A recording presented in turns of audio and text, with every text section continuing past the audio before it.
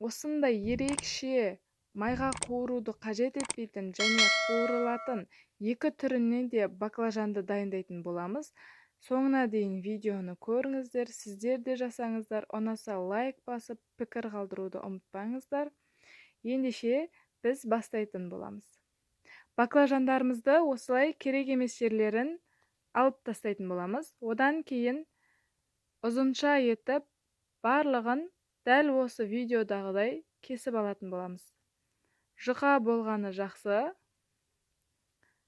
Үстіне салқын су құйып, тұзымызды салып, баклажанымызды кішкене тұзы сіңгенше 5 минутқа қалдыратын боламыз.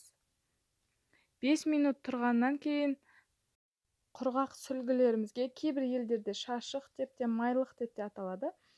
Дәл осылай видеодағыдай салып, кептіріп алатын боламыз. Мен үстінен тағы да бір сүлгі жайып, жақсылап қолыммен басып отырып, суын тез кептіріп, осылай тез суын тартып алатын боламын. Осылай суын тартып болғаннан кейін, бөлек алып, барлығын осылай істеп болғаннан кейін, жұмыртқаларымызды дайындайтын боламыз. Бір жұмыртқа жетеді. Осы жұмыртқамызды жақсылап араластыратын боламыз. Барлығы араласу керек. Осылай араластырып болғаннан кейін, менің үйімде осындай кішкене нанның үгінділері табылды. Осыған мен аунатып, бұны пешке салатын боламыз. Кәдімгі әсел пеш болады. Осылай барлығын салып шыққан соң 170-180 градуста 10-15 минут пісіріп алатын боламыз. Осылай кішкене қызарып пісіреді. Ал қалған жартысын осылай майға, жұмыртқаға аунатып, майға қуырып алдым. Менде екі бөлігі де осылай дайын болды. Енді майонезімізге 2 бау чеснок салсаңыздар жетеді. 2 штук. Және тұз салып, жақсылап майонезімізді дайындап аламыз. Қызанақтарымызды дәл осындай майда етіп кесіп аламыз.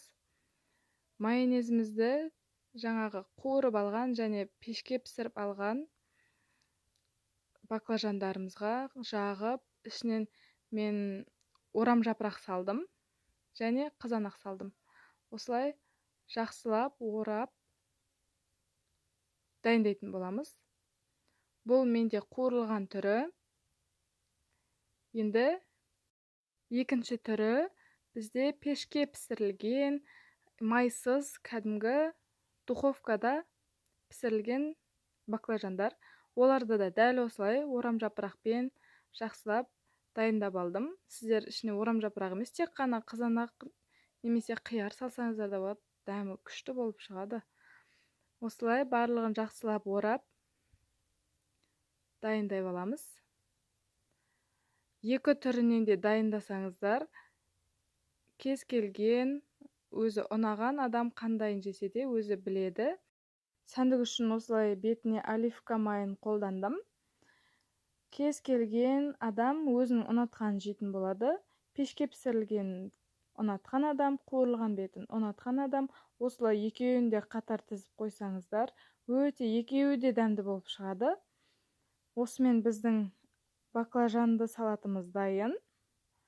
Сіздер де жасап көріңіздер. Ұнаса лайк басуды ұмытпаңыздар. Арнаға тіркеліңіздер. Баршаңызға ас болсын.